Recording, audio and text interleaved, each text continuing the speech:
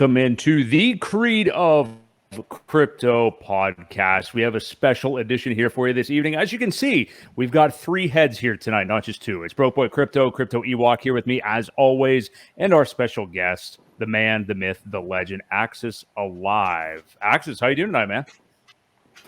I'm doing pretty incredible, man. It's been, like I was saying before, it's been a pretty crazy 24 hours for me. Some crazy stuff going on over on the Axis realm, but yeah, man, things are heating up for PulseChain. You got this whole pDAI and ATROPA system that seems like it's starting to really kick up, and it's ready to go break the all-time highs from when PulseChain just went live originally, and we were still trading really like illiquid pairs, and so we're at those levels again. Amazingly, I think it's up like 100,000% or something. So that's been a interesting thing that's been going on. And then of course, you know, with the SEC and Richard Hardcase, I'm sure there's plenty to talk about there as well. So I'm looking forward to it, and thanks for having me on. Absolutely, yeah. Thanks for accepting the invite. Obviously, I'm sure we're going to have an active chat here tonight. If you guys are here, hit the like on the way in. We have a lot to talk about, a lot to cover tonight. As Axis outlined, we'd love to hear from you guys as well. So hit us up with your questions. And yeah, we're going to get into the juicy stuff, obviously, with the PulseChain ecosystem. But I want to get into some meat and potatoes about the overall crypto market with you right now, Axis, because today it just kind of made sense for me to go here, since we were going to at some point anyway. So the CPI data comes out today, slightly hotter than expected. So not really that big of a deal either way. But it does kind of lead us to the question, and we don't even know what those numbers really are. You know, I don't know that anybody really believes some of the CPI data, but it does lead to the question of, what do you think Jerome Powell and the Fed may do at these next couple of meetings? I think we have 3 left here in 2023, the next of which is just a week from today on 9/20. But what do you think the Fed may be looking to do, with still a 90% expectation that they still will pause rate hikes here for this next meeting? But through the end of the year and then into 2024, what do you kind of think the expectation might be from the Fed? So like what I'm looking right now, and I'm seeing that we're basically at 2000, like summer of 2006 levels, and it stayed that way for an entire 12-month period, so a full year. Rates stayed around 5.28%, and that's interesting in and of itself. The other historical data about just this relative level that we're at is like going back to like 1994 all the way until the year 2000. Rates oscillated like just slightly north and south of that same 5.28 level for, what is that, like 6 or 7 years. And so, you know, this seems to be based on going on now 20 years plus of data, a region where the Fed historically likes to keep rates stable. And so I could definitely see 2024, end of this year, 2023, where rates will stay relatively stable. That means like marginal rate hike, or marginal decrease, or just a pause. But I think generally we're going to oscillate around this 5.25 to 5.3 region. And what does that mean for crypto, and what does that mean for like the dollar index and things? Well, usually if the rates are high, then the cost of money is high, and if people are getting really good payouts in the bond yields, they want those payouts to be something that's valuable or going up in value, which would explain why the dollar has seen such a surge here in the past. How many months has it been? Just since, you know, May, basically, since it bottomed. So. Or it was something like, let's say it was bottoming in July. So yeah, so it's been a crazy rally on the dollar, and that's taken risk off the table for cryptocurrency, and it's caused problems for the stock market as well, and even gold. So the gold's been in a retracement, but it also performed tremendously well since last October. So another one that's been interesting is oil, right? Oil is on a huge tear as well, and you know how oil and the dollar are kind of tied together in a lot of ways, and it is like the main source of energy in the world. And so it makes sense that the most prolific fiat currency and the most used energy source are kind of somewhat tied hand in hand in their rallies and their sell-offs. So maybe one will lead the other. You could always go into a deeper analysis on that. But in terms of like risk being on or off right now, it seems like risk is off or neutral. And, you know, this is like an inflection point for the markets where the inflation I'm sorry, the Fed funds rate is kind of the leading indicator, I think, for what's to come. Yeah, it makes a lot of sense. And I want to get, with assuming that rates will be like relatively static, whether there is any more slight increases. I don't think we're going to see anything in an increment other than like a quarter of a point is what we've been seeing for a while anyway now. But I want to ask, like, as far as this upcoming cycle in crypto, there's been a lot of talk. I think I've heard you address this. Obviously, your friend Sami has been talking about this idea a lot. Bob Lucas, actually, creator of the 60-day cycles, or he talks about a lot for Bitcoin anyway, talking about the possibility of this left translated cycle possibility where we may get a quicker top sometime after the halving, not early next year, but earlier than we would think next year. That maybe the top of the market for a while and possibly catch people off guard. When I saw Bob Lucas's most recent video, he actually, I think before he was kind of split on what scenarios he thought would transpire, whether it was the left translated cycle or kind of our more normal traditional cycle where we see a top deep into 2025. Do you have any thoughts on this, just kind of based on the macro environment? Does the macro environment like heavily weigh into what you're seeing there? Or, all these different things kind of coming together right now with what we're seeing with BlackRock and these ETFs and these new ETF applications. What do you kind of see as the chances for these different outcomes in the overall crypto cycle coming up? Yeah, so like in terms of just to address the ETFs and like a lot of the interesting like news pieces around that, and a lot of the wins coming out for the crypto space against regulators, it's really kind of uncanny how the crypto is now all of a sudden being accepted and they're winning cases left and right. And all at the same time, it's like your biggest funds in the world are submitting applications for ETFs. So that's already an interesting setup. Now, in terms of left translated cycle and what I see for specifically the crypto market going into the next couple years, 2 to 3 years, it really hinges on something that Ben Cohen talks about, which is like the liquidity that's out there. And if you look at like the Fed's balance sheet, that's like one of the charts I like to look at to measure, are there more or less dollars available? So it's kind of an ultimate squeeze. So like you can't live in your crypto, you can't eat your crypto. So it's really the most liquid thing and the first thing you go to sell when you need cash to survive, right?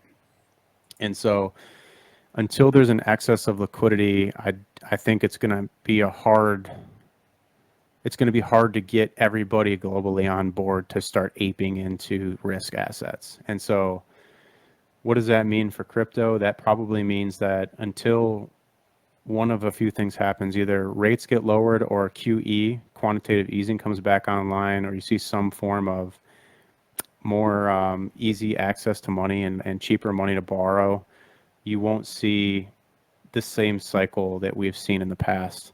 That doesn't mean that we couldn't see an early market cycle top for Bitcoin in the next 12 to 18 months that would then eventually potentially lead into like a longer, more extended bull market that does not look like a traditional bull market that would last, and it would have a significant pullback somewhere in the middle end of next year into the following year.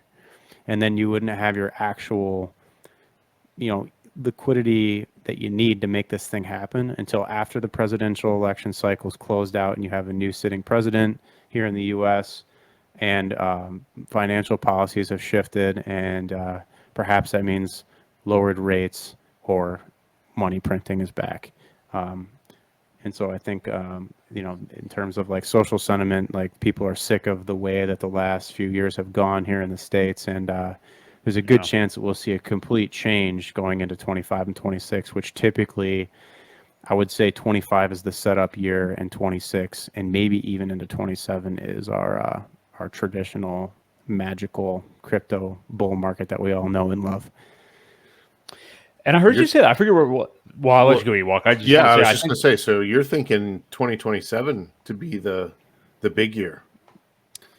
I think the year that I keep talking about is 26, but a lot of the data is pointing to like, if everyone thinks 25, well, that's out. Right.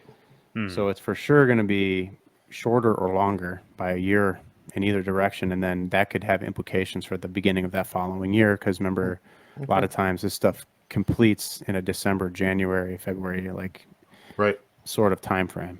Yep. Because it's all hinging on that tax season stuff, right? Because that's what usually happens is people profit take and they try to plan for tax reasons in either way, and that means either they're going to tax harvest on a loss in that December before, which could be year 26, and then in the following year you get that final blow off into May, sell in May, go away. In 27, I don't know, but this would probably be the first time you've heard of something like that. But it's definitely, this is a ever changing and dynamic market and a dynamic theory. So what I say today might be adjusted or changed based on what happens with some major macro play that I have no control over in the next 12 months. Sure, fair enough. Yeah. People like to not let you forget that, though, if you change market views, though, as we know. But yeah, you're right. I have heard you mention that 2026 thing before. And, that's kind of tied to what we are seeing as far as the conditions in the market right now, macro wise. But I mean, do you think like the further that we do go on, we know obviously the BTC's gains are going to diminish over time, and they have been. Do you think even the cycles may just start to look, I'm not talking anything about necessarily a super cycle concept, but may not just be so cut and dried like we've been used to, like I was referencing the traditional 4-year cycles. As we go on and all this asset class matures, I mean, do you think that kind of gets a little bit more gray as far as the timing and stuff like that? Yep, it does. And the reason is because of the underlying Bitcoin mining economy. So like everything in crypto relies on the layer 1, layer 0 Bitcoin mining economy that is like the foundation or the roots of the whole system. Like all liquidity flows through Bitcoin first, essentially, and this would be a first for in terms of a crypto cycle where potentially another chain like Ethereum and all of its alternate layer 1 EVM chains that are kind of like parallel to it would have its own cycle built in there as well, potentially. But I'm not hinging on that. I'm just going with what I know, which is that Bitcoin mining hash rate globally is at all-time highs, and Bitcoin price is not at all-time highs. And typically, one of the biggest catalysts for what drives price appreciation for Bitcoin and thus crypto is the amount of that the halving has an effect on incoming supply. So there is a potential here because of the amount of Bitcoin supply on exchanges being on a downtrend now for 3 years, and it's like historic. Like we've never seen this low amount of liquidity for Bitcoin on exchanges ever since I think 2020, since the COVID crash, I think is when we've just started to see an accelerated descent away from exchanges, which means that large funds are custodying it and housing it away and believing in it more long term. And it's, Bitcoin made it, I guess, is what I'm trying to say. And so no longer does the halving have as much of an effect on, in terms of new supply coming on that could be a threat to price appreciation, as much as the lack of Bitcoin on exchanges multiplied by the amount of Metcalfe's law taking hold and user adoption by big billionaire types players could have an effect on price. So this will be like that first cycle where we'll see mining isn't, in addition to this, mining isn't the only thing that's going to drive price appreciation this cycle. It's going to be real demand followed up by a real shortage of supply. Now, in addition to that, the amount of like Bitcoin that's coming off this cycle is like it's going from I think 3.25 to like 1 point something. I'm going to check it right now, but you're not really the amount of new Bitcoin being issued is going from like, well, I got to find out what it is. Hold on. Yeah, it's not much. It's not much of a decrease, actually, is what you're saying. Correct. And so then where do you get opportunity for gains in that dynamic is from the cost to produce Bitcoins on an energy level and the amount of initial investment that goes in. So this might be a unique situation where we have record low cost to produce Bitcoin because mining equipment is super efficient, and we have billions of dollars of investment funds that don't need to be paid back tomorrow, and that was probably borrowed at a much lower interest rate previous to the hikes in interest rates, because these Bitcoin mines were getting set up 2 and 3 years ago when Bitcoin was blowing up. And so I just think there's going to be so much less negative externalities, but I don't think it's the supply getting cut in half this time that's going to be a driving factor as much as it is shortage of supply out there in the market, and just cost to produce new Bitcoins is down low, so less needs to be sold. And I think it's really going to be quite the squeeze to see. Now, what that looks like to me is it's like a longer term thing. So we might get like 80K Bitcoin next year, and then we might sell off to 30K, and then you might get the actual real supply squeeze after the ETF's been launched and everything in a year, perhaps, and going into 26 and 27. Whereas like the real pinch happens because there just is not enough Bitcoin to go around. But again, there's two theories here. One is like an organic buildup going into 25 and 26, and the other is a double bubble cycle where you get next year is good, then a down year, or half a year down, and then the following year is good. Kind of like what we saw with 2019, but on a bigger scale. Right. That is definitely a lot of food for thought, and I think it would be really interesting because yeah, like you said, this idea, I mean, first off, everybody has, 6-figure 120K Bitcoin programmed in. And they also, like you said, pretty much have 2025 programmed in as the year. So either one of those scenarios would be pretty amazing. I mean, like for anybody that is keeping their head, like which we should in this market, keeping your head on a swivel, because you never know. I mean, you never know which way it's going to go. And that's a really good point. And I think, not to cut you off, but just to add to your point, I think it's like this is why I'm here and why I talk about that thing, is because it's like you can set up for either situation by having like a core portfolio position, like a hex staking ladder, which is like paying you into the future, hedging against any time frame and any price drawdown. Because under the assumption that it does succeed, right? And I think because of like things like with PulseChain and the fork and the dilution between hundreds of sacrifice phases and Hedron and all these things that has been extracting value, and just the typical bear market, all these things been extracting value out of Hex, for example, in the PulseChain, and diluting it across 5, 6, 7, 10, 100 assets.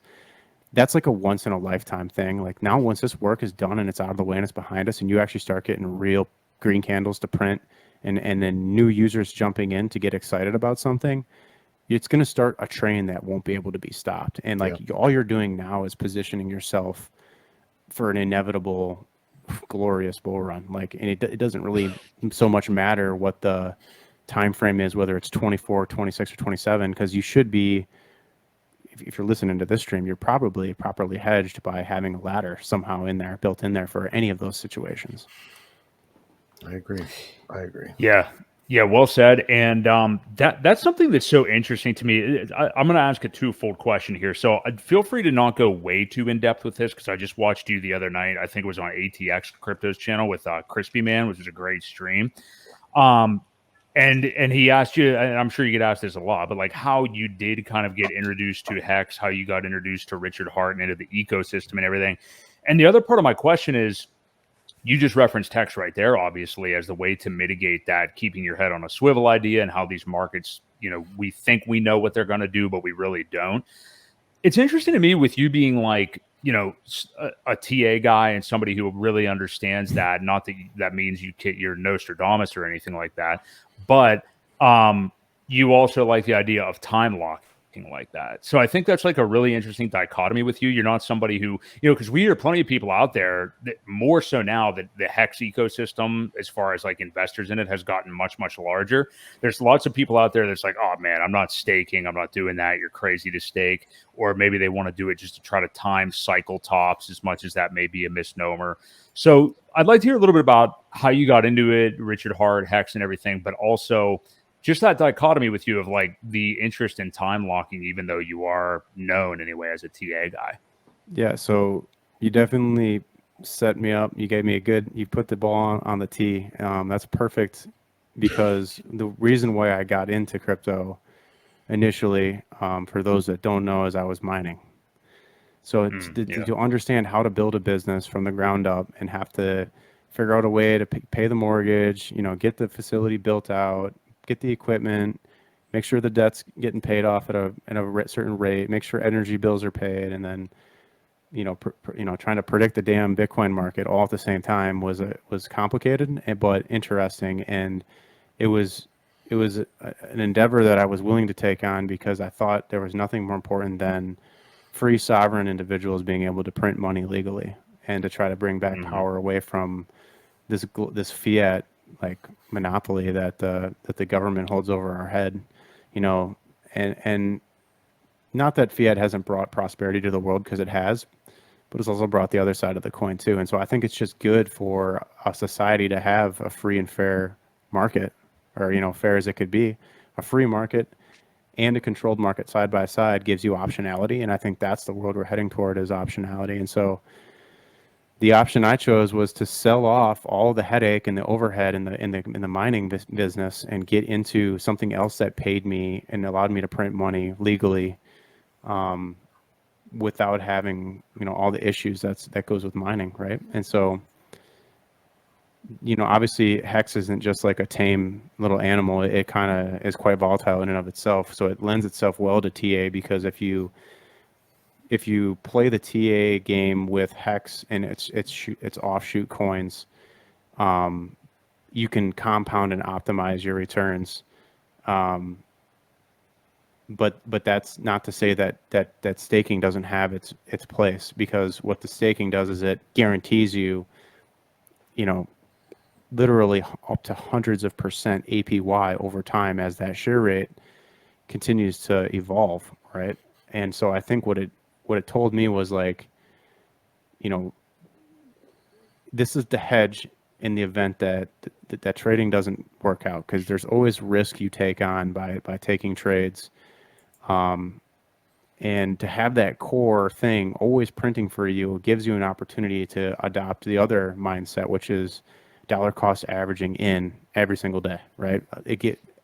Staking Hex is the equivalent of DCing in every day. So if you have a bad trade, well, you're still hedged that other way, where like, so long as Hex holds these price levels and goes higher into the future, you're going to end up winning hard, and you're going to outperform the debasement of your fiat currency, the lousy returns in the stock market indices, gold, any of that stuff, just with a regular Hex stake, because it's so new and you're printing so much interest. So it just makes sense to me, and I hope it does to you guys too. And I think that's what we're all here and excited for. Yeah, for sure. Ewok, I'm sure you have some thoughts on the staking mechanism, because I'd like to hear actually, Ewok, what you have to say as an OG Hexican, just based on what I said a minute ago. And I'm not, by no means, I will mention these guys. I am not at all calling them out. So I don't care. Anybody can invest however they want to. I'm not telling anybody what to do. And I love these guys stream when they do. But Corey Geary and Money Talks with Dane, they're an example of somebody who, that they're not as keen on staking Hex. Again, totally understand, make your own choices. That's fine. And I love both those guys. But Ewok, I'm interested to hear your thoughts a little bit too, as we heard Axis is on that maybe like kind of the waning of people wanting to stake, maybe that weren't into Hex as much in the beginning and have seen the pain of this bear market and are worried about doing that through multiple markets, Well, I think the biggest thing with the bear market, if you set yourself up properly, you can always have something coming out. And if it's not a good time, then you're absolutely free to restake it. For me, I think it was the staking ladder that kept me going. I have them coming out. I'll tell you what I have. I have them monthly for 15 years. So every month I create another one for 15 years later. Even if I'm not around, my kids will get them. So, that's the idea. I'm trying to set up them for, financial a future that they can enjoy too. I talk to my kids about it, and I want them to keep it going. Last thing I want them to do is emergency end stake everything and sell it all. So, as long as this thing keeps going, like I think it will, it's set up to, Richard even said it's set up to have meat on the bone for the later guys as well. And I think it will continue that way. And I think a lot of these cycles are going to have people finding their way into Hex once they realize what it is and it's the store of value. I think more and more people will find their way over. Like Axis said earlier, there's a lot of new people, a lot of new coins, and a lot of different little niche type things that are being created right now. Once the green candles go, I think you're going to see where people put it and honestly, like I said, I think they'll find their way over to Hex for the staking ladders. And yeah, and like I said, the biggest thing is knowing that you're earning it every day. It's constantly earning a constant DCA without really doing anything. So that's the most important thing to me. Yeah, and it is definitely a bit of a solace, I think, when prices are tanked like they are right now. Like when you just check your Hex balance and you do see those T shares working for you, even if ideally we always want to have dry powder on the side, but we don't always, especially when like you're targeted by the SEC and all this shit hits the fan and stuff like that. So it's nice to see those piling up in the meantime. I want to shift gears a little bit to this. So, and I want to get your thoughts on this, Axis. So last week, the big talk within this ecosystem has obviously been, since the SEC thing filed on July the 31st, Richard Hart, should he fight? Should he settle? I have always kind of felt like the conversation is more nuanced than that, regardless of the simpleton thumbnails that I make for the channel that say fight or settle. I do think that it is more complicated because there's lots of nuance to it. We have, with Court, there's all kinds of delays and stuff like that and just ridiculous things that are going to go on. But he had that really interesting tweet last week. He's been doing this, or his AI system or whatever it is, helping out crypto lawyers. And he cited, I'm looking at the tweet again now. I mean, upwards of like 30 different case laws, that some of which are had actually gone to the Supreme Court. Really interesting stuff that anybody should look into for sure. It was a great tweet. And I guess I'm just curious, reading the tea leaves, what do you think? I mean, is this an indication that because he's never acknowledged this lawsuit. I heard somebody say that the other day, that Yes, he acknowledged it. So that, go ahead. Yeah, dude. Like, somebody made a comment, I sent this off to Ewok before the stream. It's from this Twitter profile, ATROPA Witch, and they said that they'd been I spent 8 years in litigation, no settlement to get out. It's designed to bankrupt you, so it's basically legal extortion. Well, we know that, right? That the SEC is going after things for easy money, but they also said that.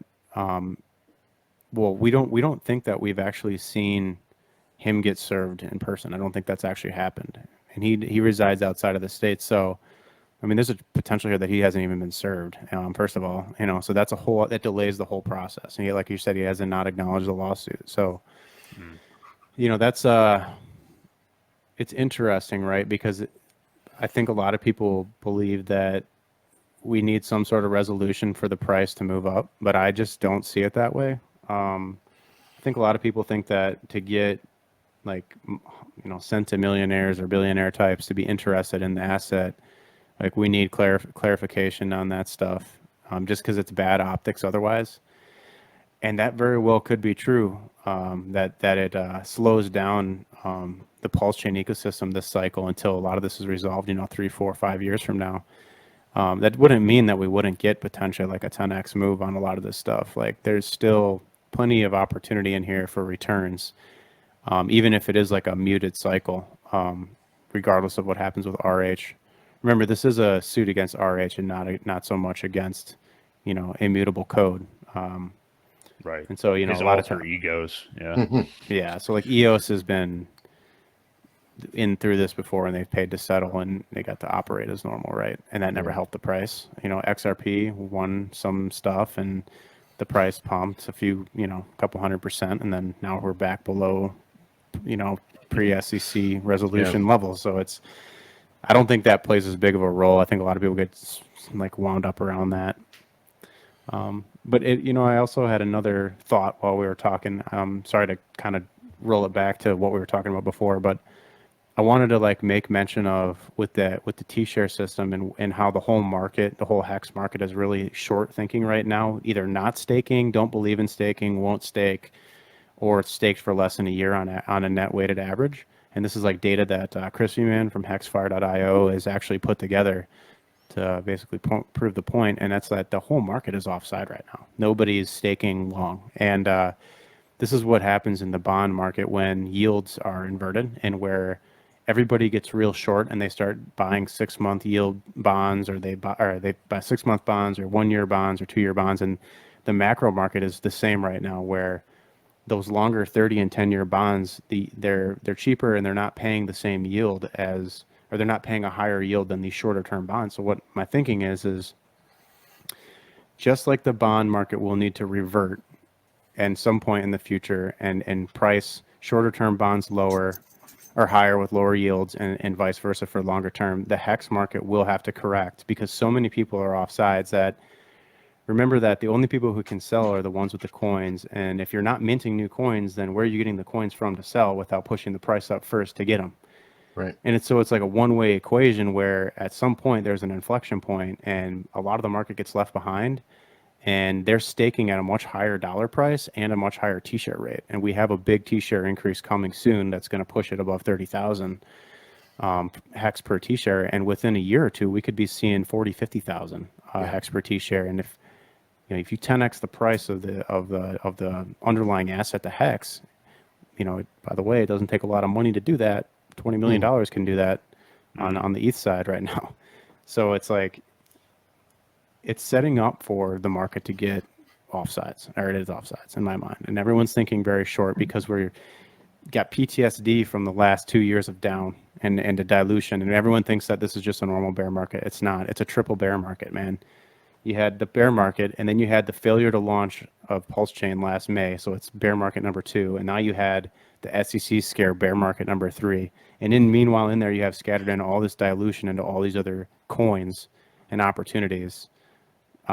When all this starts to consolidate back into what counts, HEX is going to be the thing that's on top. Yeah, I agree. I think the T-shares, I think it's a self-balancing system. We talk about this a lot. I think, everyone says, well, if no one's staking, well, then that yield gets crazy, right? If it's only like 1%, what is it? And it's like 369% inflation. It's insane to offset it. So there are so many little checks and balances in there to self-balance the whole thing that it's really hard to get too far offsides, like you said, or the people that are staking are the ones making out like bandits, and other people see that. Those are the long-term believers too, right? Like us. Yeah. And like that's good because those are the guys that's really going to carry this thing to the finish line. It's not going to be the tourists that's coming in when we're halfway up through the bull market. Exactly. So yeah, look, when they grand scheme of this, look at the SEC thing is a pretty picture. It's fun to look at. It's a total distraction from what's important. Period. Yep.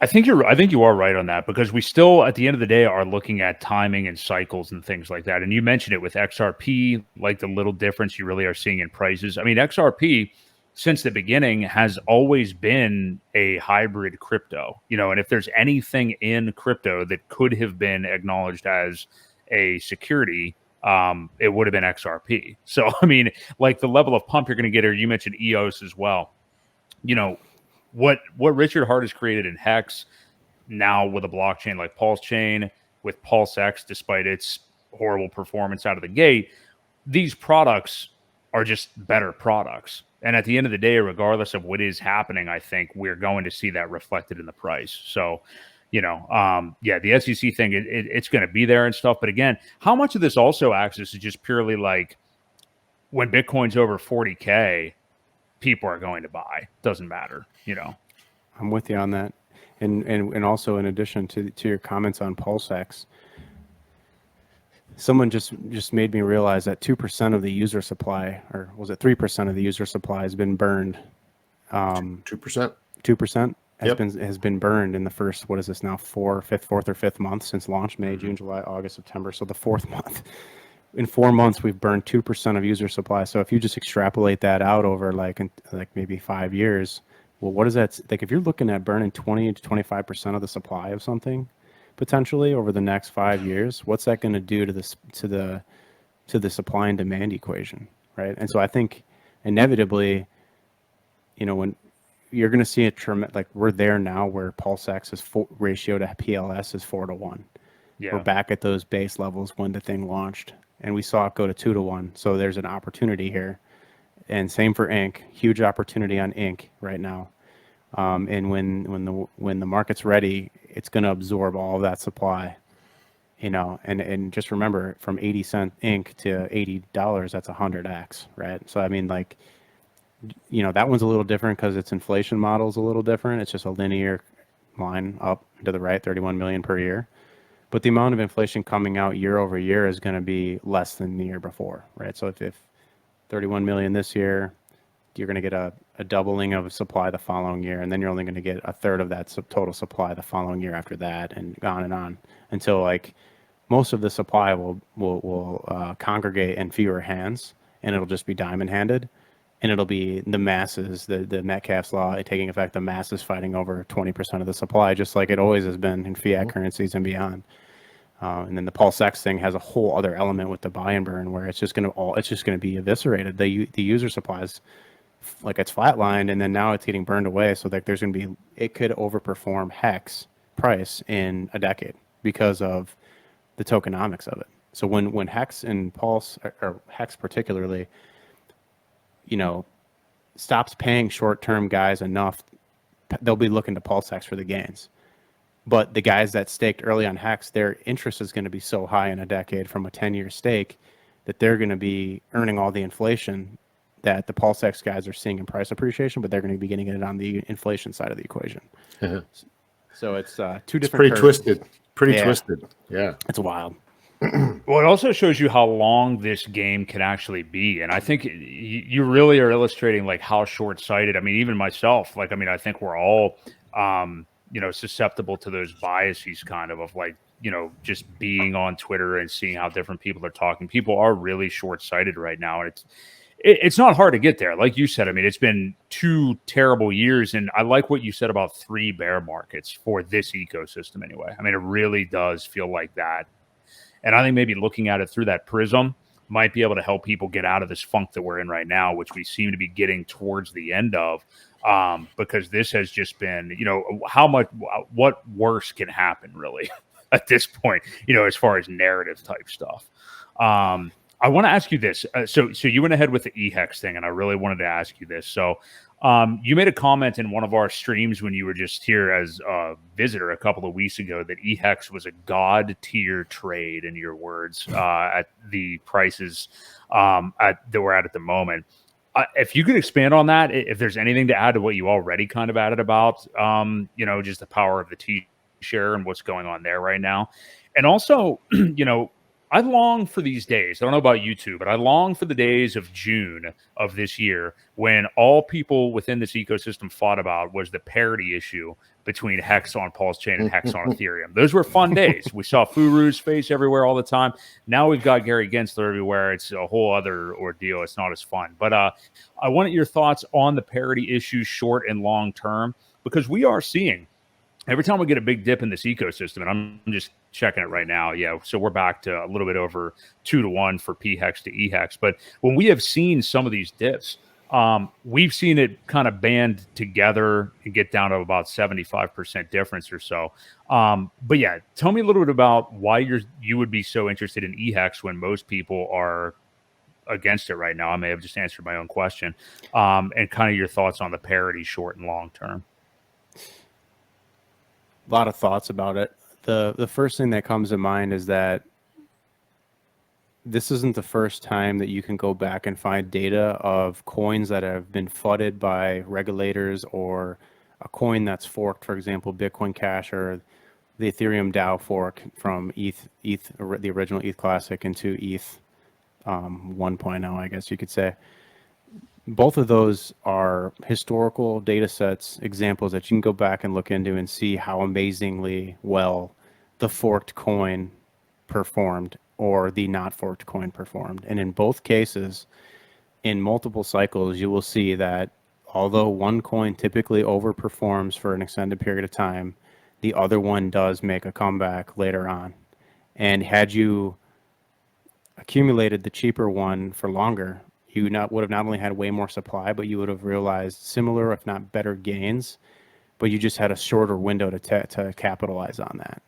And the reason is because everybody that has eThex has pHEX. It's the same common pool of users that got the same coins. So they're essentially the same coin right now in terms of the user market, the users who hold them. and it's going to take time for them to diverge away. So yeah, they might be at a certain ratio right now, 2 to 1, let's say. But there could be a time, again, like we've seen recently, where they do come closer to 1 to 1, but they'll never have to go. We don't have to live in this imaginary world where they'll be 1 to 1, because during some point in the cycle, the one will approach the other one, and there will be an opportunity to ratio trade. And it doesn't just happen with the hexes; it's happening with Pulse and PulseX too, where it's fluctuated between 4 to 1 to 2 to 1 back to 4 to 1. And if you just took that ratio trade, like, who cares about parity? That's not the debate. The debate is they're both going to have value. They both have the same users in both pools. And if there's ever an event where the Ethereum guys get their shit together and they fix this gas fee problem, you hear these rumors of next year that they're going to reduce gas fees by 8x, which means if you're paying $1,000 for like a 2-year stake, let's say, at the peak of the bull run, it's now going to only cost you $125. And I'm going to take the bet, and this is where I'm speculating, that the $125 will be well worth you staking it for 2 to 3 years. I agree. I that's one of the things that I've always thought too. That people say how wrecked the fees are. I'm hoping that they'll fix them. So that's kind of where I stand. Buy the rumor, sell the news too, right? So it's like, if there's any wind of that coming, and then it happens, you don't think the eHEX price is just going to rocket? Yep. Yeah, that's a big thing that people are just pretty much assuming that will never happen. I mean, if you look at how the market's kind of reacted and how people are looking at it, they're just assuming ETH is never going to get their shit together. I mean, is it objectively better to trade and stuff on PulseChain right now? Absolutely. I mean, even then it would be, frankly. Obviously, that's even 125 is kind of a ridiculous price, but that doesn't render Hex on Ethereum useless or anything like that. No, it doesn't. And we've seen more useless shitcoins with no utility do huge returns anyways, right? So it's like, people are going to buy the rumor, sell the news on that. It's not even a factor, right? Whether or not it's 125 to end a stake or $1,000, it's the fact that they're doing an upgrade and there's a trade there. Just like with testnet v3 this year, where we saw Hex run from 1.7 cents up to 13 cents. That was buy the rumor, sell the news. It caught a lot of us off guard, but that's what it was. And here we are. Yeah, that was a prime example of it, I would say, for sure. If you guys are here enjoying the stream with Axis, smash the like. We very much appreciate it. We still got a lot of stuff to get into, and I want to transition kind of to, so you were just mentioning PulseX, some of the mechanics of PulseX, obviously the buy and burn, how we've already had 2% of the user base burn, and where we could be with that in just a few years. You had, and some of my notes are from like a week ago, so I'm trying to remember where this is from, but you had a comment, I think you might have been on with Corey Costa or tweeted at him, or I forget what it was, but about PulseX being down, just kind of being a math equation, which I think was kind of a good cold-blooded way of looking at it. People, we got PulseX down like 90%. We, like you mentioned, we've got that ratio at 4 to 1 basically right now between Pulse and PulseX, but everybody's talking about the terrible performance of PulseX so far. And let's face it, I mean, like the whole ecosystem, I mean, you could say that about looking at the charts. But I think with PulseX particularly, it has been one of the worst performers.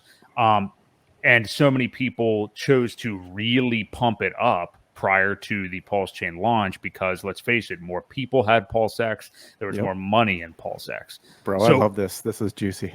Yeah, I want to hear your thoughts on this because, I mean, is it just as simple as that's how many more people had the token? That's how many more people had, that's how much more money was in it. That's why we're seeing it reflected in the price. So I want to hear your thoughts on that. Yep. More people held it by a factor of, I think, 3 more. So for every 1 Pulse holder, there was 3 PulseX holders. Mm-hmm. And like, where's the utility short term? You don't have to own PulseX to be benefiting from the buy and burn. Mm-hmm. You don't need it for single-sided staking. PulseHex and PulseChain were overperforming. Like, it's just and the reason why was because everyone had the one thing and everyone needed the other things or wanted to chase gains somewhere else. And so it just got treated like the redheaded stepchild now. There was just too much supply and too many people were banking on they missed the PulseChain sacrifice, and they're holding this PulseX, right? And they think, oh, this thing's gonna, everyone created a narrative before the thing launched, like looking for these insane returns, but that was the least desired asset out of everything. Even ink was more desired, I think, because it was really scarce right away, right? Yeah. And so I think looking at it now, it's like, okay, well, now all that, like, if you sacrifice for PulseX or Pulse, pick either one, and you got that 2.5x multiplier bonus, and if you were selling it at the top, it didn't matter which one, taking profits, I mean, you were realizing gains in eHEX terms of like $1 to $1.50, and in some cases even $2 per hex, in terms of if you sacrifice at the peaks, so that would be 17.2 cent hex during the PulseChain sacrifice, multiplied by 2.5x, it's like over 40 cents, right? Wow. And then the price appreciates 475% off the sacrifice rate that you got, and then you do the math, like you're looking at $1.60 hex that you sold virtually by selling the pulse you got from the sacrifice. Same thing for PulseX.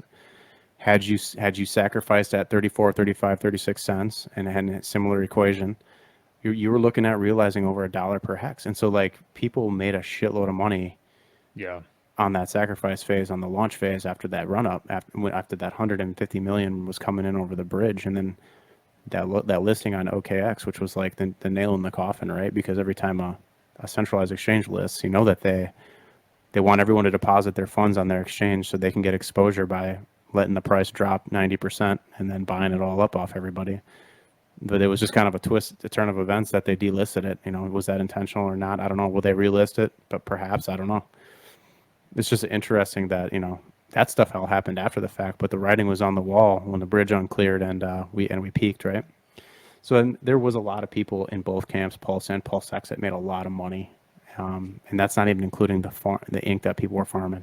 People were making, like big sackers were making like over $20,000 a day in ink rewards at some point in there, maybe even more. So it's, and you look at the bridge and you look at, this is kind of like veering now off of just PulseX and just looking at the ecosystem as a whole. When you look at the bridge, there's been like 680, or I'm pulling this off the top of my head, it's over $600 million put into the bridge and like 450 million pulled off the bridge.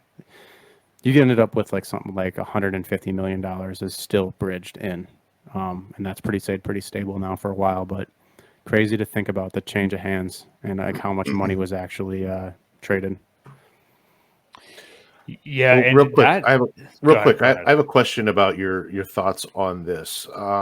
We've held the 3-to-1 ratio pretty well with Pulse versus PulseX.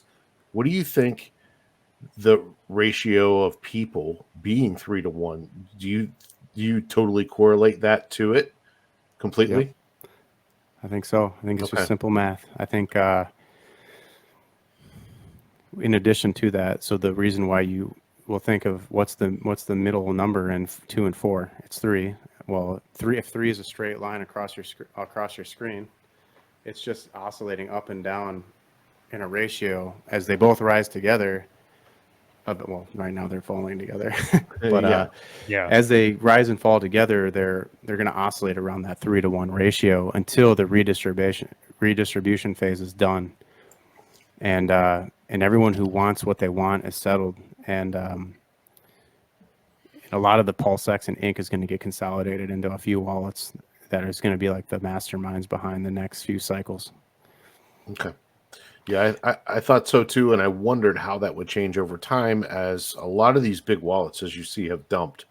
I wondered if that ratio would change as things even out, or is it going to stay, do you think, pretty static along the way? Well, so when it'll change because, like I was saying before, if you look at it on a 10-year timeline, eventually so much PulseX gets burned at a faster rate than anything else that it causes a supply squeeze. And it'll just start creating green candles, and then it could go into a parabolic move all on its own. So it would change the ratio. But you're looking at 5 to 10 year right time frame. Long term. Short term, I would say we're not going to go out of these ranges. I don't think any you go lower than 4 to 1, and I mean a lot of people are going to take advantage of that opportunity and just look for a flip at from 5 to 1 back to 4 to 1. Because it's just an easy 20%. So Sure. When you're dealing with like big players like sharks and whales, like they want those 20% moves if it's a shoe in like that, and they can have some sort of say in where the market is driven. That kind of leads me to the question of, so let's just pick your average investor in this ecosystem right now, which I'm making some assumptions here, but let's just assume for easiness sake of this question, if they are equally invested in PulseChain, PulseX, and Hex on both chains. So we'll just say that 33% in each, and then their hexes are just split right down the middle. If that is you just kind of seeing the state of things right now, and I get really intrigued by this PulseX angle of things, because it's, again, that redheaded stepchild, like you said, that everybody loves to hate right now. How would you be like looking to, not financial advice, just your choice? How would you be interested at that point in investing into the ecosystem? I mean, would you just be plopping down, a third into everything, or would you be heavily leaning towards PulseX, like you kind of alluded to, I think, with this 4 to 1 ratio now? How would you look at a DCA? I don't think many people's going to like my answer because it's selfish. But like, if let's say I had $1 million to DCA today, like how would I do it?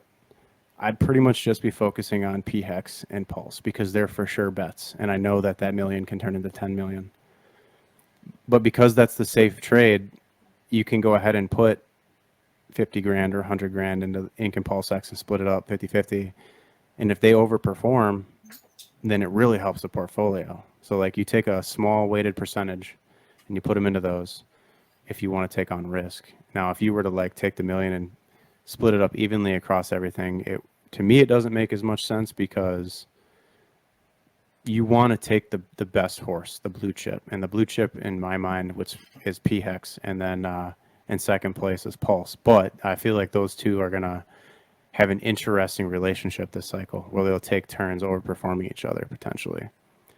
And so inside of there, I think there's going to be moments where if those two are trending up together, PulseX and Ink, they're in the cycle at some point. This is the opportunity cost of not knowing when it's going to happen, but that you could see these huge fucking candles print on PulseX, which is just like, what just happened?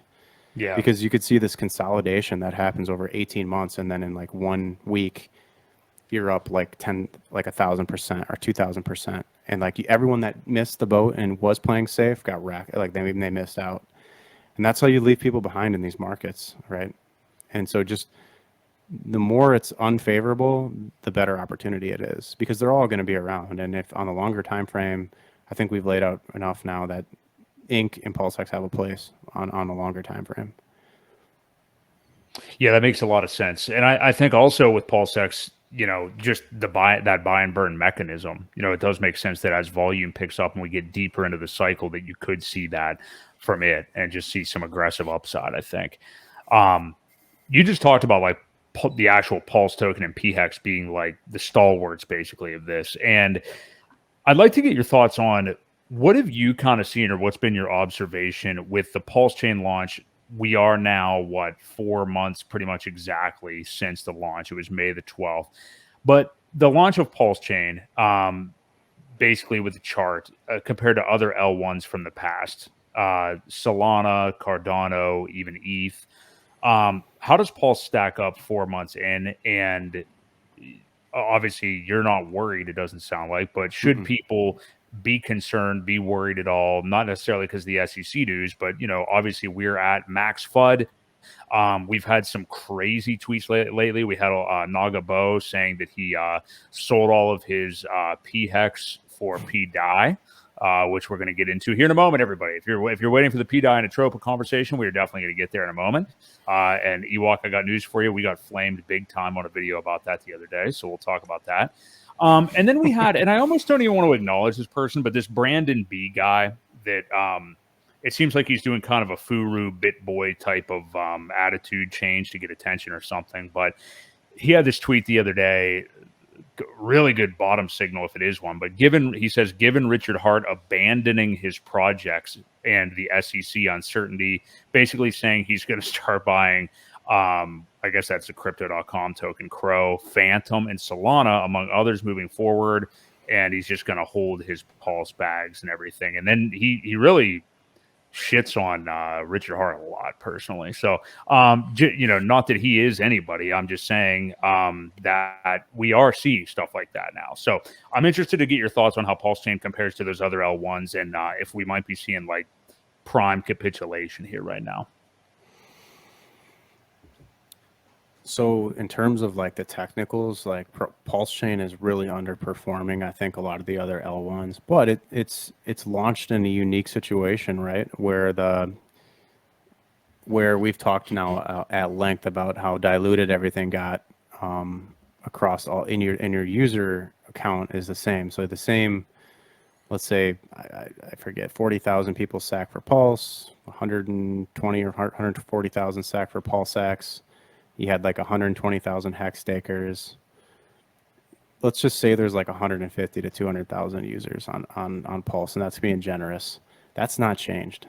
And like we need new users to drive this thing. We're not there yet. But the other guys got users because it was different. It wasn't like a public, like free public launch like this was.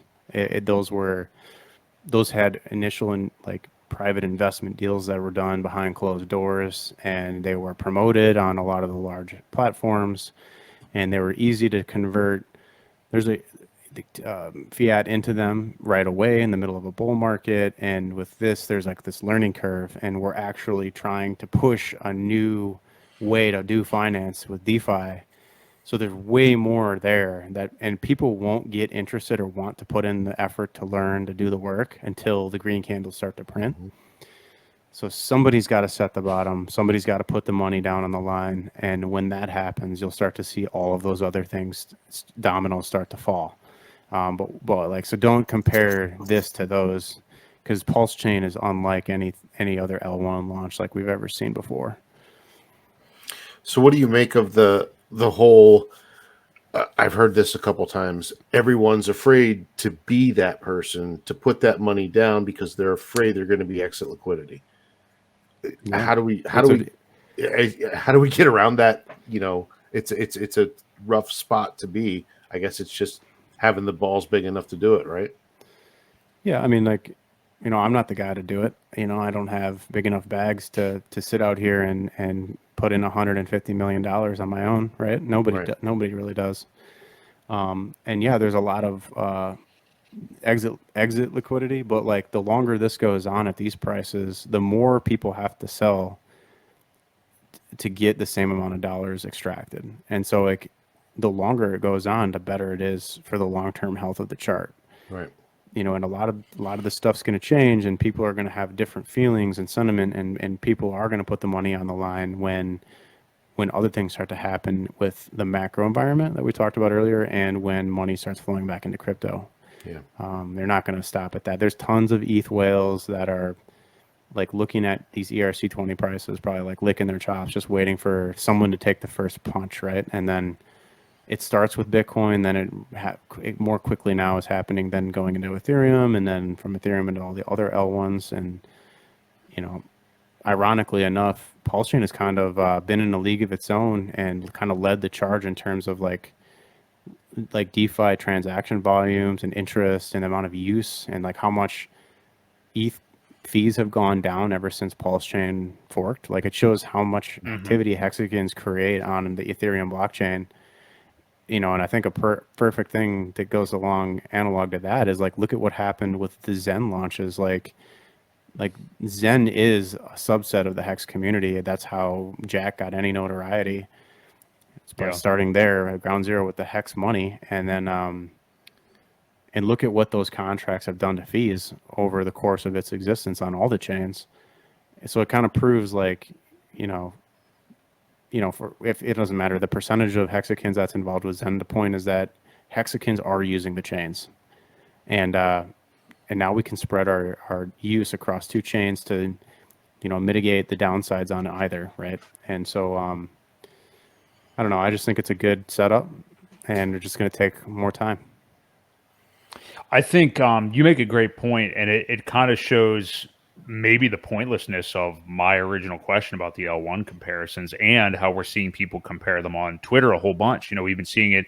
It makes sense to do. I understand why people would do it. But you're right. I mean, like these other ones, you know, there's VC capital, seed rounds, ICOs, and stuff like that. PulseChain is anything but any of that stuff. So I think that is something we all should probably keep in mind because it is everybody's favorite pastime to kind of compare it to the initial ETH chart. So I do think that's a great point. Hey, I'm guilty as charged. I've done it. Yeah. I've compared Hex and Pulse to a lot of different blue chip cryptos, and man, they're in a league of their own, you know, because it is, you know, the most bullish thing about all this is like the big funds don't have any. It's all regular, you know, dum-dums like us that has all the supply. And it's like, if they want to come get it from us, they're going to have to convince us to sell it to them, right? Yep. At any price. So it's like, sure, you're going to get the guys that are willing to sell Hex at a penny and 5 cents and 10 cents.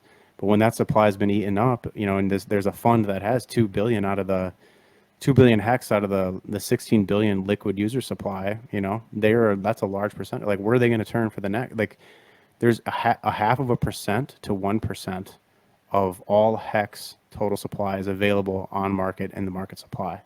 So even though there's 16 billion Hex liquid user supply, only less than 1% is available in the market, which that tells you that it's valued and it is used for more than just, you know, trading games. And I think all that's going to come up to it's going to catch up with everyone eventually. And like, there is going to become a huge shortage of the things that count, and the things that count are the things that are the most usable. And it's fun using PulseChain. I'm going to tell you, not thinking about gas prices is fun. I have interacted with the blockchain a lot lately, which I didn't get to do on ETH a lot. Yeah. Yeah, and we're going to get to that exactly here in a moment.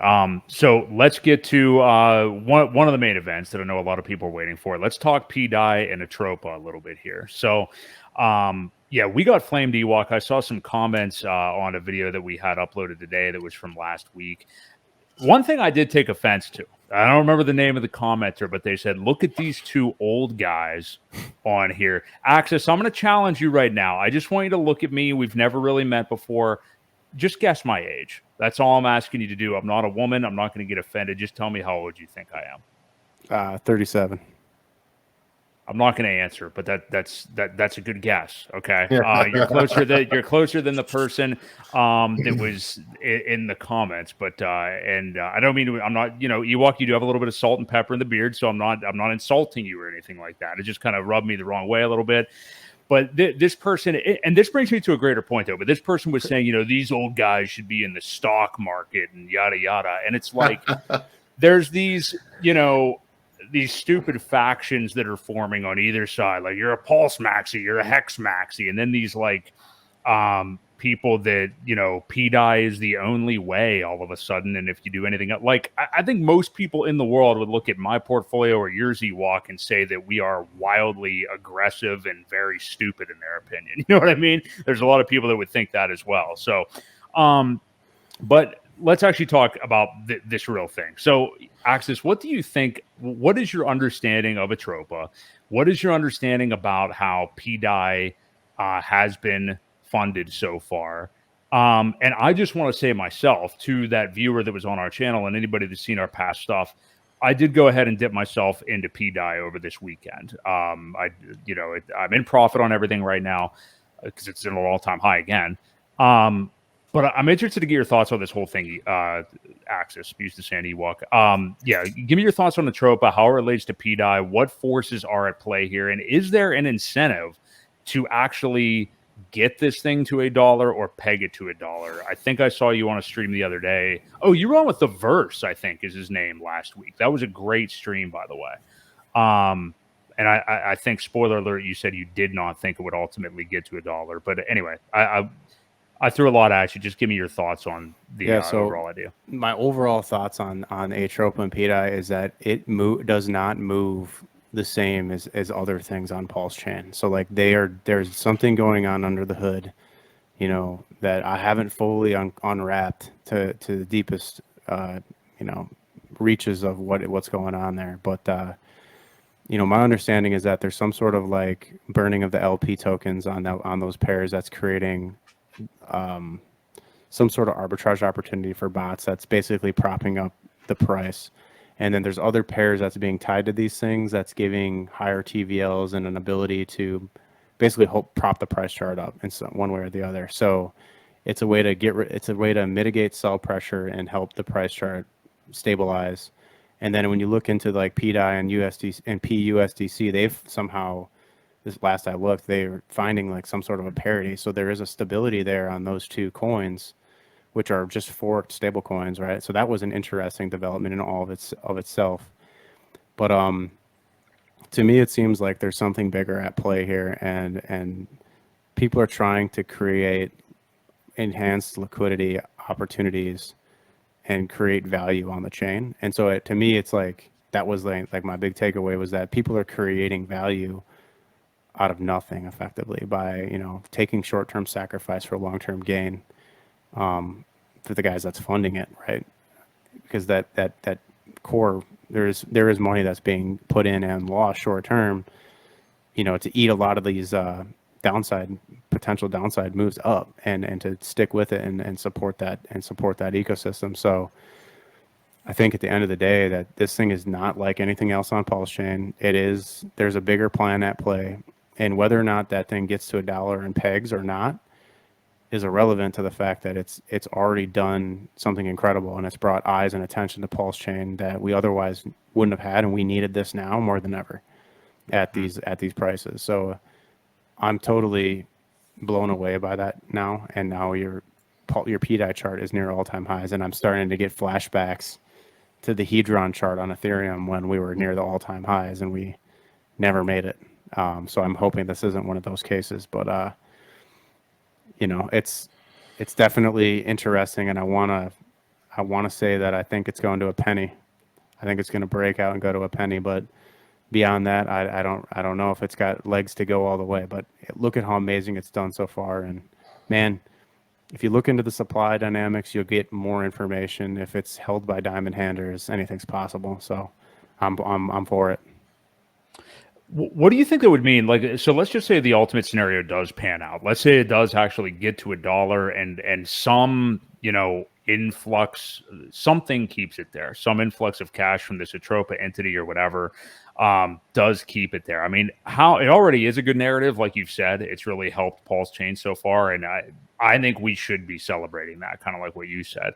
But do you think that, what would it really say if there was this stable coin, algorithmic stable coin that on PulseChain was kind of organically brought up? And I do say kind of organically. I'm not going to pretend it was just everybody. Yeah, first of its kind, right? It would be amazing. It's an amazing success story, and so many people would be interested in just how that was possible. I mean, obviously we know by looking at the code on Maker and like reverse engineering it and seeing kind of like how that's possible to create an algorithmic stable coin by backing it with Ethereum and other things as collateral.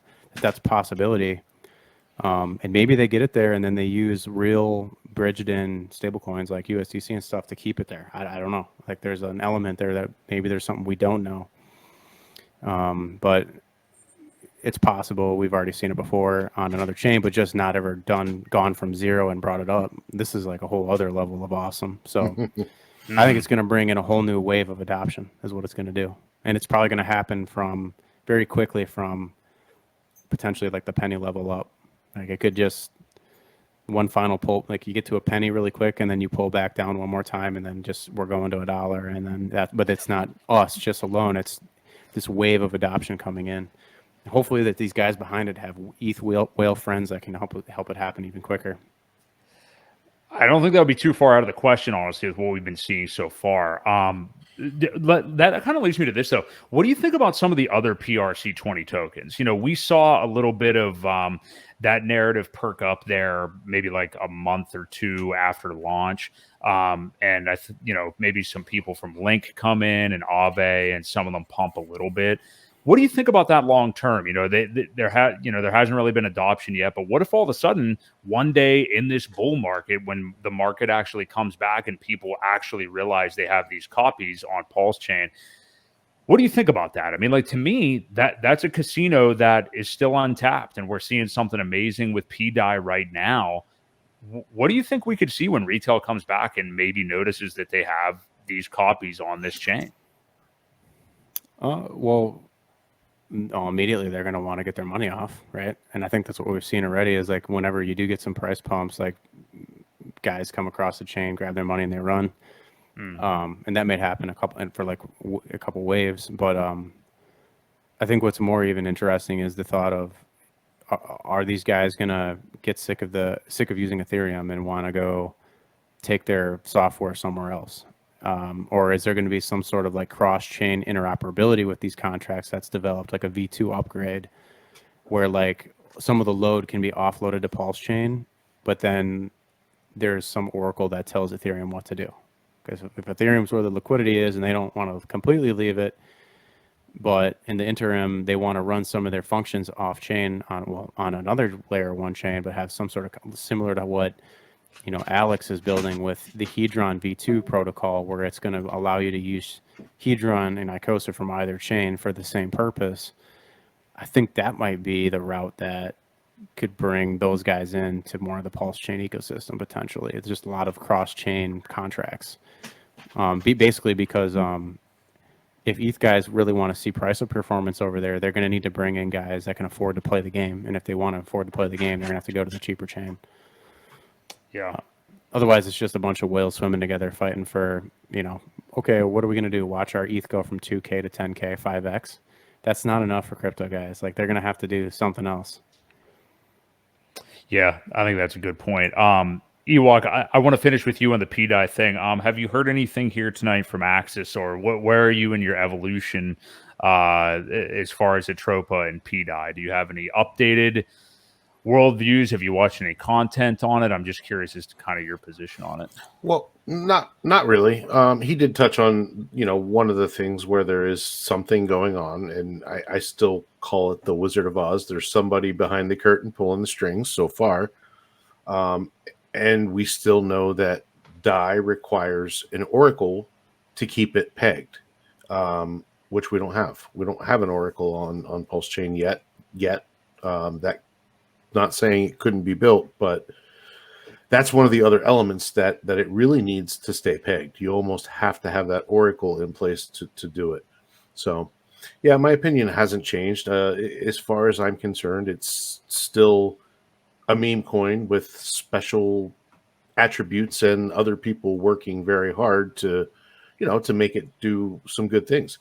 Nothing wrong with it. And, the growth, like I said, the people that are coming in, we still need that.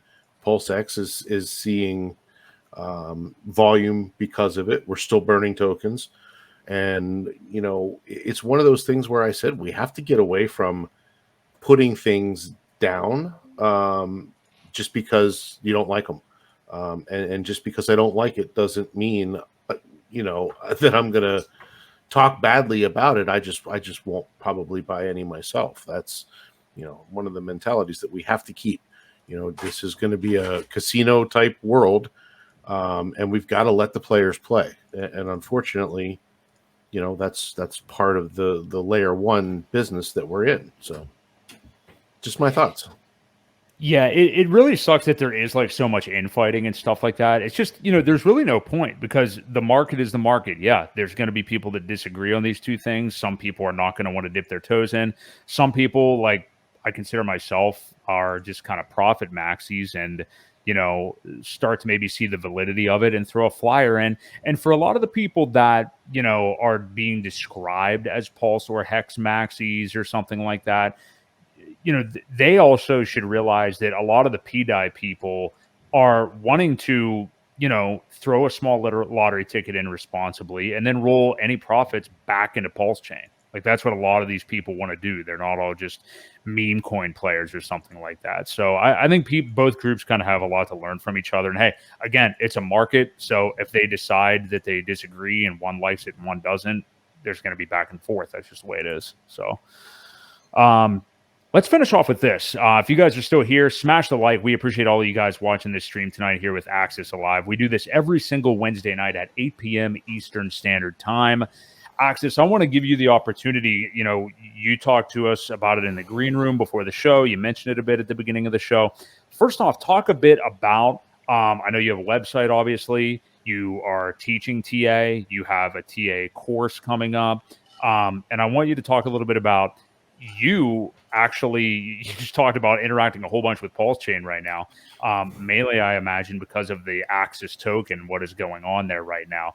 But tell us a little bit about your course, your site, TA, and everything, and how you're actually pulling that Axis token on PulseChain into the overall idea.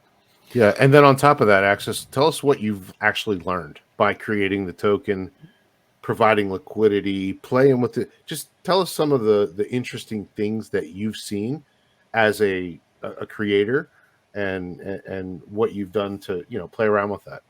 Okay. So yeah, for those that don't know, I launched a coin against my promises to the world. I thought I would never launch a coin, right? I was like, well, hex maxi all the way.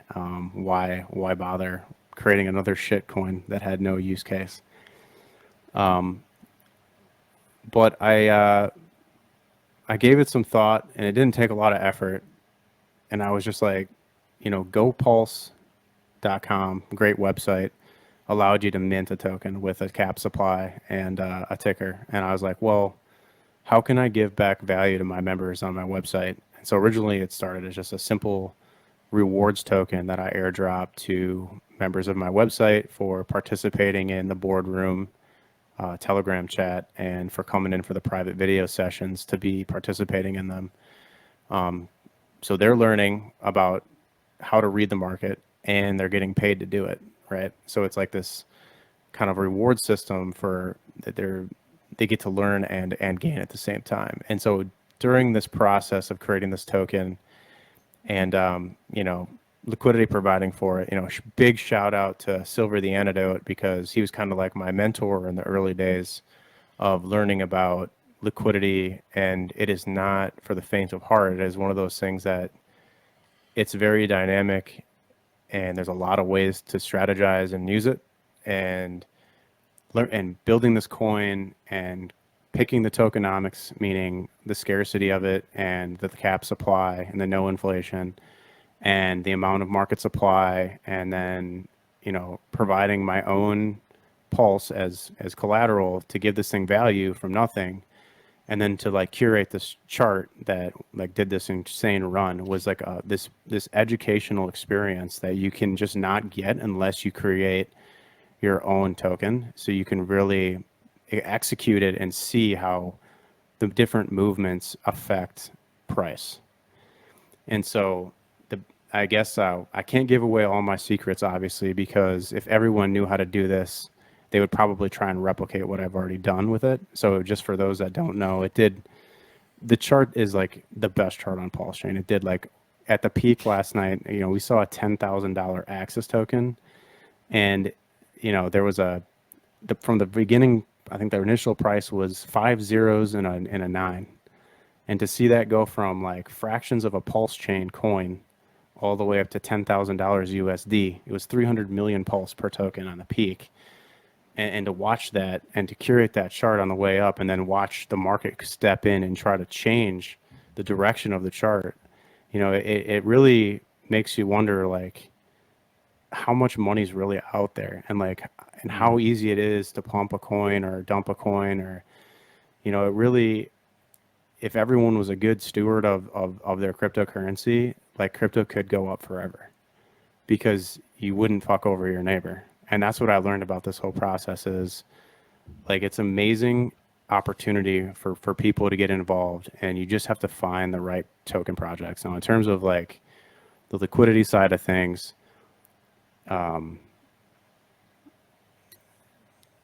there's certain tricks that you can look for on chain. So and this goes into what I'm going to cover in sort of my TA and quantitative and qualitative analysis, my chain analysis. That's all built into this 3-week course that I'm building out, and no announcement on a date yet, but part of the content in there is understanding that there's way more to price than the price chart. The price chart is what people see. It's an image of the past, But what's happening is happening in the ratios of two coins trading against each other, specifically with PulseX and the way the Uniswap V2 protocol, which is what it was forked from, how it operates, where it requires LP providers to always put up the current ratio of coins against each other. So if it's 4 PulseX for 1 pulse, you have to put up 4 PulseX for every 1 pulse you have.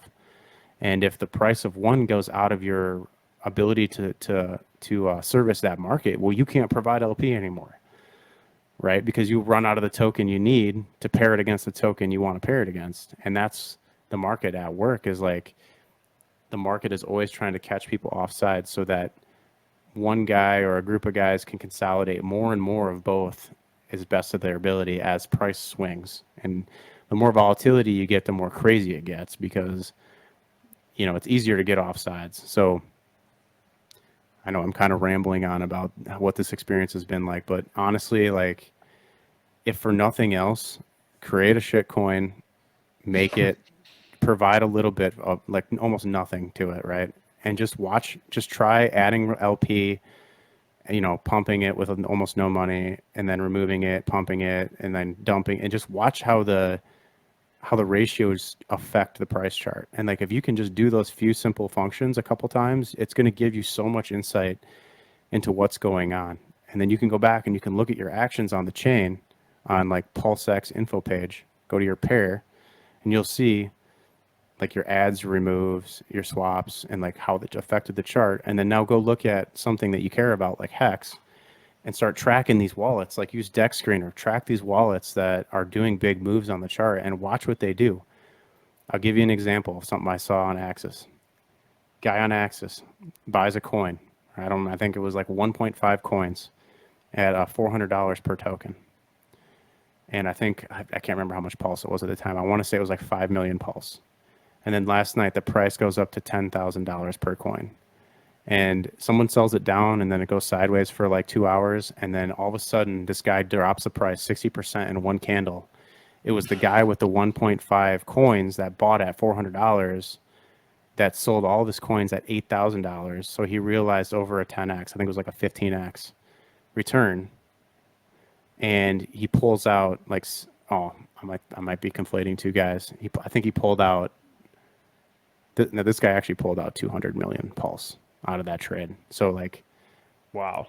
To roll it back, last night, 1 a.m. in the morning, a whale steps in. I don't know who this guy is. No idea who it is. Random on the blockchain. Comes in, starts throwing 8 million pulse a rack. Then it's all of a sudden it's 10 million. Then it's 12 million. Then 20 million. And the dude ends up putting in like 500 million pulse over like a 15-20 minute period, and pumps the price from the $800 low all the way to $10,000. And then, so then that's when this other guy comes in, and now you can get like 250 million pulse per axis at this point, because it's like $8,000, and he just hits the market sell button and sells 1.5 coins that he got for 4 million, and pulls out like, I think it was like a 51x. I think it was like 200 million. So that same guy though, this is what I learned. It wasn't that I learned. This is what I learned, was that same guy came back in on the dip, bought some, and then sent it over to a new address. And if you go back and look at the chain, you can actually track his activity. He sends it to another address, and then he starts accumulating access on that other address to try to make it harder to track him on Deck Screener, right? And so as this goes on, like, people will try to obfuscate things and make it look like they're doing one thing or not doing another. And then you have to try to figure out the psychology of a player like this and wonder, like, okay, so this dude made a 51x. So for him, if he just brings back in 10% on the low, he could do it again on the next run up. And he could continue to support the price and do it again, support the price and do it again. And then that's what creates these floors in price. Now, is he going to do that, or is he going to sell out? I don't know. But I do know that the amount of available market supply for Axis is so small that if even if like a lot of the wallet holders dump today, Axis can't die. Like, there will still be a good price on it, because like there's just nothing for sale. And it seems to me as if the trading demand's picking up, not going away after that big pump. So do not buy massive shitcoin. It's just a rewards token. You know, not financial advice. Don't come after me. I just created my own private property. You know, I have it on the blockchain. I could do whatever I want with it. No expectations, yada, yada. But it is an amazing educational tool, and that's what it was designed for, and that's what it will continue to be for my members. Very cool. That is cool, man. Yeah, and just learning that kind of behavior of different wallets like that has got to be really interesting. Like really having the microscope on what kind of action is going on. So yeah, definitely a learning experience for sure. Mr. Welloff in the chat seems to be very intrigued by the Axis coin. So we'll see if he gets involved there. So well, hey, this has been great, man. He does have a whale as an icon. He might be your guy. Yeah, that maybe it is. Maybe he's playing dumb in the chat right now, acting like he doesn't know what it is or something. This has been great though. Let's just throw it up anything? so we can see. Okay, yeah, here we go. So, oh my god, hold on, let me get some. I don't know. Let me refresh it. It's pretty insane. Like when I look at the chart, I'm like, what am I looking at? Yeah, what is happening here? So let me delete some. So this is what happened, like from 0 to 10,000 on the logarithmic chart. So you know what we had a few days ago was just something like this, a nice steady. You know, obviously there was that initial pump, and then some sideways action, and then just some organic growth over time. Just it slowly went from like right here. This is like $1, all the way up to $400, and that's when things started to really start to change, and now let me zoom down to like a 4-hour. Like it looked fine on the linear chart. Like we look at a nice clean chart. This is when things started to change, where activity changed and players started to come in and more volume. And so we went up to like from $400 to $600, and then that's when the insanity, like in the next like few 4-hour candles, like this guy came in and pumped it to, switch to an hourly maybe, pumped it to $1,500 here, and then I was just like, what? And then it sold down to 800, and then I was like, well, if this stabilizes here, maybe we can just continue this trend, right? And we don't have to worry about massive downside. And then this is when that whale just stepped in and completely annihilated. Yeah. Wow. Just so you have to look at it on log, because oh my god, you just can't. There's no resolution otherwise. So it's just an incredible thing, man. It was a lot of it. It's exciting. Looks like there's about almost 300 million pulse in the pool. So I think the goal here is to just continue to reward my members, continue to use it as a tool for educating, and see where we go from here. Absolutely. Hey, I mean, that, like we've talked about throughout the show, I mean, that's kind of what's going on PulseChain right now anyway. You know, that's a lot of the stuff that's going on. So, I mean, kudos to you for getting it out there. You know, it's a learning experience as well. And for, the course coming up. Yeah, I think people are starved for more education, like in this market. This isn't like the stock market. So we don't have people that are just, coming in, DCAing and just have an idea of what they're doing. I mean, crypto is still, even though we're a few cycles in, I mean, it's just still the Wild West. And we're going to have so many people pouring in a year from now, 2 years from now, and, providing a service like that, looking into TA and stuff. And hopefully what we're doing here as well, the streams we do and everything, all this education will help people as they come in over the next couple 100%. of years. And I want you guys to know that you guys have a really awesome interview style, and I find it to be very professional and like easy to have like a nice flowing conversation. And so props to you guys. You need more viewers, so you guys make sure you come support these guys. I've really enjoyed being on with you, and don't sell yourself short. I think sky's the limit for us. We're at the bare bottom. Learn your skills now. Like if you don't understand liquidity, now is the time to learn it. If you don't understand basic TA, now is the time to know it, so you know what to look for. When things get crazy, you can have a level head. All right, so I appreciate you guys so much for having me on. It's been a blast. Yeah, we appreciate you coming, man. We appreciate it. Thanks for the kind words for sure. Yeah, we try to pride ourselves on that. So we very much appreciate it. And you guys still here watching, smash the like before you get out of here. Obviously, you can subscribe to Alex Axis's channel as well. I'm sure most of you already are, but you can do it at Axis Alive. Same handle, I believe, on Twitter. Yeah, same thing there. So check it out. What's the website also, Axis? AxisAlive.com. One word. Okay. Bam. Okay. Yep. It's right across all the board. one. Yep. YouTube, Twitter. It's all the same. There we go. So, hey, if you're not bullish after this stream, I don't know what the hell stream you were watching, because this one felt really, really good. So, hey, we appreciate all you guys being here. We do this every single Wednesday night, 8 p.m. Eastern Standard Time for Axis Alive, Crypto Ewok. This has been Boi Crypto. We'll catch you guys right here next week on the Creative Crypto Podcast. Peace.